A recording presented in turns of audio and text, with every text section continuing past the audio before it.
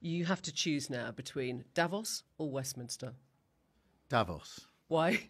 Because Westminster is too constrained, and it's closed, and we're not having meaning. Once you get out of Westminster, whether it's Davos or anywhere else, you actually engage with people that you can see working with in the future.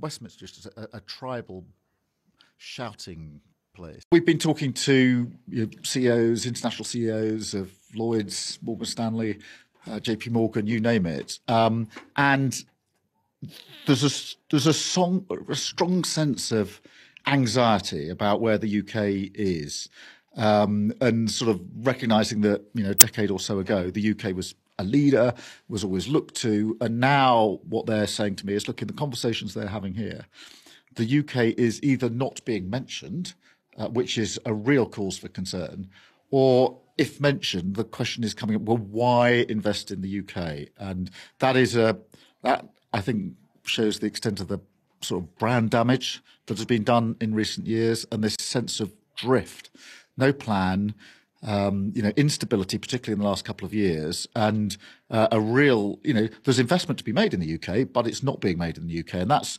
there's a sense of urgency that things need to change. Is this the Labour Party leader kind of interpreting that, or is that really the flavour of what people were saying to you? This is the flavour, and I mean, you've been here for a couple of days now. I'm sure you will have picked it up, and you can see it actually reflected in the numbers. If you look at foreign direct investment into the UK, 8% under the last Labour government, 4% in the last 13 years. So it's borne out by the figure. Well, look, you're absolutely right. At the moment, the central focus is on the cost of living and the energy price, because we all know what's happened. 2022 was quite an extraordinary year. And what's happened in the UK is a short-term response to that. So we have capped frozen energy bills for the vast majority of people across the country, and we've funded that with a form of windfall tax on oil and gas companies, particularly in the North Sea.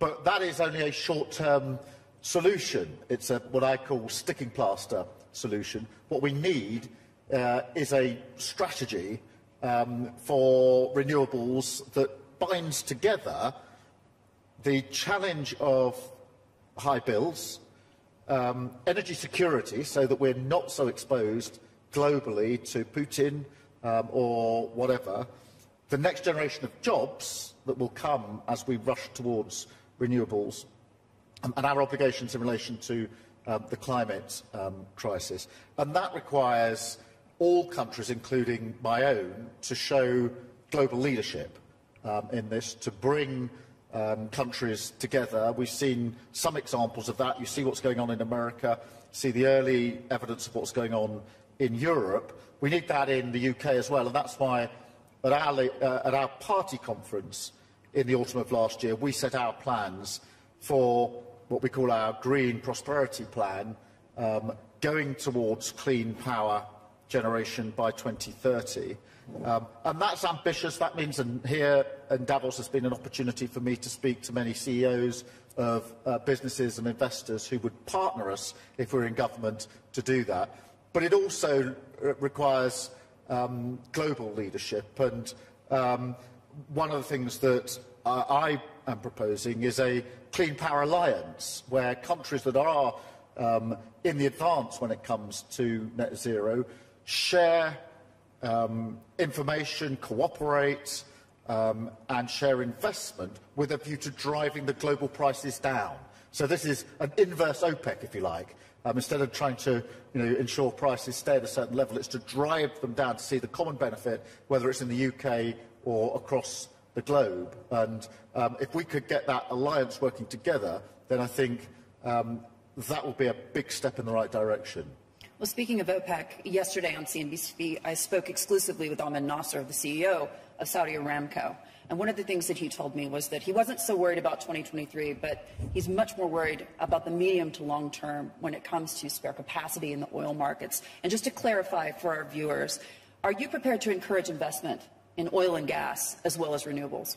What we've said about oil and gas is there does need to be a transition. Obviously, it will play its part during that transition, but not new investment, not new fields up in the North Sea, because we need to go towards net zero. We need to ensure that renewable energy is where we go next. There's huge potential for this in the UK in terms of wind and offshore wind. We're already developing that at speed. We need onshore wind to go with it so that we have a combination that, as I say, brings the prices down, gets us off the international reliance on oil and gas, and with it gives us the next generation of jobs and deals with the climate crisis. And that's why we set a stretch target of 2030 for clean power generation. That's where we want to get to. So, yes, a role for oil and gas as we transition,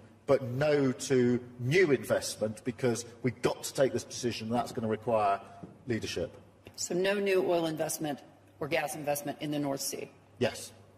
Mr. Starmer, bring you in on this. First of all, are you surprised that your Prime Minister didn't show up to Davos? Yes, I think our Prime Minister should have showed up at Davos. I absolutely do. And one of the things that's been, impressed on me since I've been here is the absence of the United Kingdom, and that's why it's really important that I'm here and that our Shadow Chancellor Rachel Reeves is here as a statement of intent that, should there be a change of government, and I hope there will be, the United Kingdom will play its part on the global stage in a way I think it probably hasn't in recent years. And so that's my opportunity to say why we're here. I do think the Prime Minister should be here, having these discussions, having the meetings that I've been having. I want to say just a little bit about the IRA, because I think it's very easy to sort of retreat and to see challenge. I actually think it should be a catalyst for all of us to say, well, come on, there is a challenge in relation to the climate crisis. That's been there for a very long time. But the Ukraine conflict has brought that into sharp focus. And we need to stop seeing it as just a challenge. So, well, it's actually the single biggest opportunity we've been given for a very long time to transition, to take the jobs and opportunities of the future.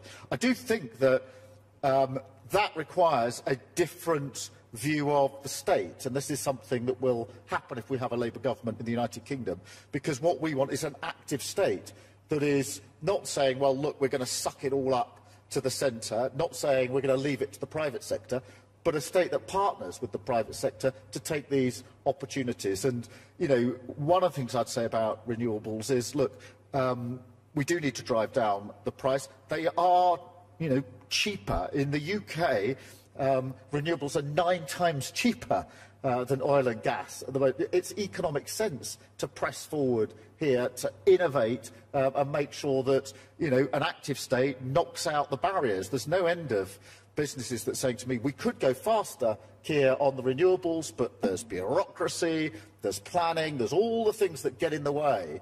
And I think an active state says, right, we partner with that, we knock them out of the way, and we drive forward, because the prize here is huge in terms of energy security. And that shouldn't be something which is national. It's in all of our interest to have energy security. It's in all of our interest to make sure that Putin can't weaponise energy across the world, whether it's now or any time in the future. So that's why, you know, there's an element, of course, of each country trying to rise to this challenge themselves, but there is also an element of mutual cooperation in this, in relation to the mutual threats that we are facing. And that's why I'm very keen to develop this idea of Clean Power Alliance, which, as I say, is an inverse OPEC in the sense that the purpose is to drive down those prices across the globe. When you say active state, you're not talking about nationalising industry?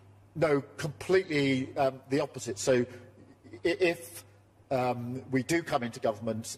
what changed your mind? Because I know at some point in the recent past you were for nationalising energy. Well, we looked at when the energy prices went through the roof in the summer, we had a good hard think about what to, because, you know, consumers, families across the United Kingdom were really worried because their prices were, you know, doubling, tripling, and there was already a cost of living crisis. And we looked at the cost of taking energy companies into public ownership and had to make a decision. Do we use such money as available to pay off the shareholders so that you can have a publicly owned asset which does nothing to drive down bills, or do we drive down bills for people who are struggling to make ends meet? We took the second choice, having looked at those two options. And I think that's the right thing. Having said that, I think an active state, we would create a vehicle, Great British Energy, which would be a vehicle to take advantage of investment in cooperation in renewables as we go forward. So there's a very pragmatic approach to this in the light of a very, very serious cost of living crisis. Do you feel that the United Kingdom would be in the economic hole that it's in right now had there not been a Brexit? Well, they were still part of Europe. I think that if you look at the United Kingdom, for 13 years, the Achilles heel has been failure to grow the economy.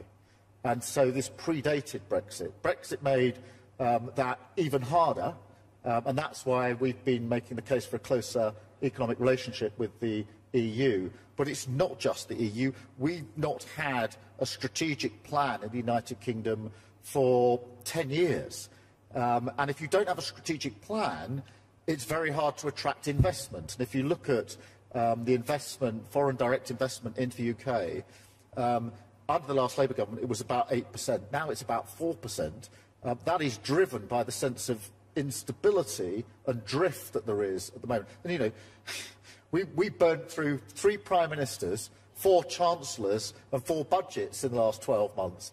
That is not, they are not the conditions for stability, and that's why it's very important that we make it clear as an incoming Labour government that stability and economic growth, restoring trust in the institutions that give that credibility and trust, the OBR, the Bank of England, is very, very important to the project of ensuring that in that way we can match public investment with private investment, and in that way unlock the huge potential there is. I mean, the UK's got brilliant universities, brilliant scientists, brilliant innovation. We've got all the attributes for investment. We just need to create the circumstance, the environment in which we can change around what I think is the drift. And that drift is the fact that our Prime Minister is not here, I think, is evidence of the drift.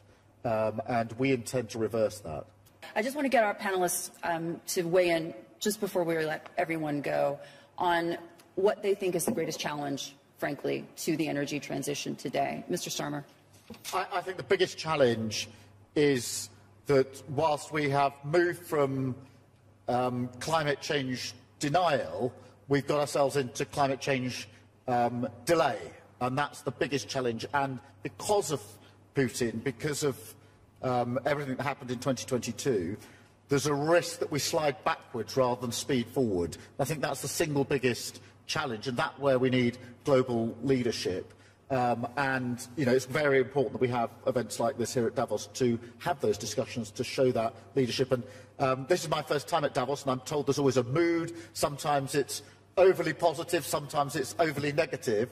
I think this one appears sort of balanced. We know what the challenges are. There's a negativity about that, but a positivity about where we go from there. And I suppose my sense from it would be, and particularly with an eye on hopefully what might happen in the United Kingdom, is this sense of dare to hope as we go forward. Thank you so much for joining us.